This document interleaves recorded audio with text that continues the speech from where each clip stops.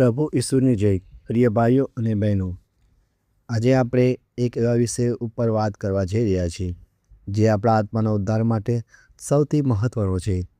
શું તમે ક્યારેય વિચાર્યું છે કે પ્રભુ આપણને હૃદય પલટો કરવાનું કેમ કહી રહ્યા છે? શું આપણે ઈશ્વરના એ મહાન રાજ્ય માટે તૈયાર છીએ? આજે આપણે સમજીશું કે કેવી રીતે આ નાનકડું વચન આપણા આખા જીવનને બદલી શકે છે અને આપણને સ્વર્ગના રાજ્યના વારસદાર બનાવી શકે છે. જો તમે તમારા જીવનમાં સાચો શાંતિનો માર્ગ શોધી રહ્યા છો તો આ વિડીયો અંત સુધી જરૂર જોજો. આજનું પવિત્ર વચન માથી અધ્યાય 3 કડી 2. તેઓ કહેતા, હૃદય પલટો કરો, કારણ ઈશ્વરનું રાજ્ય આવી પહોંચ્યું છે. પ્રિય ભાઈઓ અને બહેનો, પવિત્ર બાઇબલ આપણને કંઈ કહેવા માંગે છે તે આપણે સાંભળવું જોઈએ. આજનું વચન આપણને કહે છે કે હૃદય પલટો કરો, કારણ ઈશ્વરનું રાજ્ય આવી પહોંચ્યું છે. તો શા માટે આ આપણને કહેવામાં આવ્યું છે? જ્યારે આપણે પવિત્ર બાઇબલ વાંચીએ છીએ અને આપણને ખબર ના પડે કે આ પવિત્ર વચન શું કહેવા માગે છે, તો આપણે ત્યારે વિચારવાનું છે કે પરમેશ્વર આપણને આ વચન દ્વારા આપણી સાથે વાત કરી રહ્યા છે. એટલે આપણે દરેક વચનને આપણે ધ્યાનથી સાંભળવું જોઈએ. દરેક પવિત્ર વચન બધા માટે નહીં, પણ મારા માટે, મારા જીવન માટે, મારા ઉદ્ધાર માટે કહેવામાં આવ્યું છે એવું સમજવું જોઈએ. અને હંમેશા એક વાત યાદ રાખવાની છે, પવિત્ર બાઇબલ 2 ભાગમાં લખાયેલું છે. પહેલો ભાગ જૂનો કરાર, તે જણાવે છે કે એક વ્યક્તિ આવશે જે બધા પાપીઓનો ઉદ્ધાર કરશે. બીજો ભાગ નવો કરાર જણાવે છે કે પ્રભુ ઈસુ આ પૃથ્વી ઉપર આવ્યા અને પૂરી માનવજાતને પાપમાંથી મુક્તિ આપી અને ક્રોસ ઉપર પોતાનું બલિદાન આપ્યું અને બધાનો ઉદ્ધાર કર્યો. અને ત્રીજા દિવસે ફરી સજ્જન ઉઠ્યા અને સ્વર્ગે સીધાવ્યા છે. અને આ બીજો ભાગ નવો કરાર એ પણ જણાવે છે કે પ્રભુ ઈસુનું બીજું આગમન થશે, જેને રેપ્ચર ઘટના કહે છે, અને તે પોતાની પ્રજાને લેવામાં આવશે. પ્રભુ ઈસુ હજી પૃથ્વી ઉપર આવ્યા આપણને બધાને એક સંદેશ એટલે કે સ્વર્ગ એટલે કે શાશ્વત જીવન માટે આમંત્રણ આપવા માટે આવ્યા. આખું પવિત્ર બાઇબલ માત્ર એક સંદેશ છે.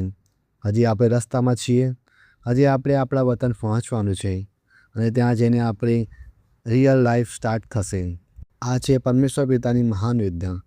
આ યોજના પૂરી થાય તેની માટે આપણે બધા શાશ્વત જીવન પ્રાપ્ત કરીએ, એટલા માટે આપણે તેના લાયક બનવા માટે સૌથી પહેલું એ જરૂરી છે આપણે તેના લાયક હોવા જોઈએ. પણ પવિત્ર બાઇબલ જણાવે છે કે આપણે બધા પાપી જન્મ્યા છીએ, તો હવે આપણે જે રીતે છીએ તેવા ને તેવા આપણે શાશ્વત જીવન પ્રાપ્ત ના કરી શકીએ. એટલે આપણે પરમેશ્વરને લાયક બનવા માટે, શાશ્વત જીવનને લાયક બનવા માટે, આપણે ઈશ્વર જેવા ઈચ્છીએ છીએ તેવા બનવા માટે આપણે નવો જન્મ લેવો જરૂરી છે. તેના માટે કહેવામાં આવ્યું છે કે હૃદય પલટો કરો, કારણ ઈશ્વરનું રાજ્ય આવી પહોંચ્યું છે.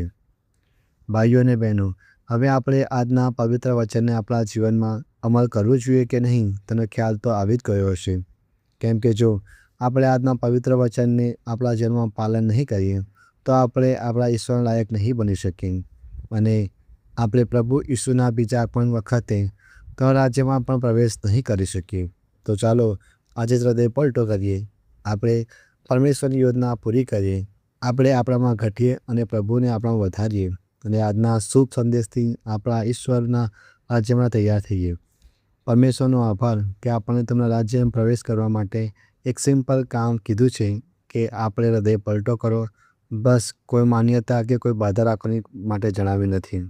આપણે પરમેશ્વરના રાજ્યમાં જવા માટે આપણા જીવનમાં જ્યાં છીએ ત્યાં આપણે બસ હૃદય પલટો કરવાની જરૂરત છે. તો ચાલો ભાઈઓ અને બહેનો, આપણે હૃદય પલટો કરીએ અને પ્રભુ ઈસુના બીજા આગમન માટે તૈયાર થઈએ. પરમેશ્વરનો આભાર આજના પવિત્ર વચન માટે, જેનાથી આપણે તેમની યોજના, તેમના રાજ્યને વધારે નજીક પહોંચી શક્યા. તો વાલા મિત્રો, આજે આપણે જોયું કે હૃદય પલટો એ કોઈ ધાર્મિક વિધિ નથી, પણ પરમેશ્વર પિતા તરફ પાછા વળવાનો એક પ્રેમ ભરેલો રસ્તો છે. પ્રભુ ઈસુ જલ્દી આવી રહ્યા છે અને તેઓ ઈચ્છે છે કે આપણે તૈયાર હોઈએ. યાદ રાખો, આપણે આપણા વતનના રસ્તામાં છીએ અને આપણું અસલી જીવન તો સ્વર્ગમાં શરૂ થવાનું છે. તો ચાલો આજે જ આપણા હૃદયને પ્રભુને સોંપીએ અને તમારા રાજ્યમાં તૈયાર થઈએ.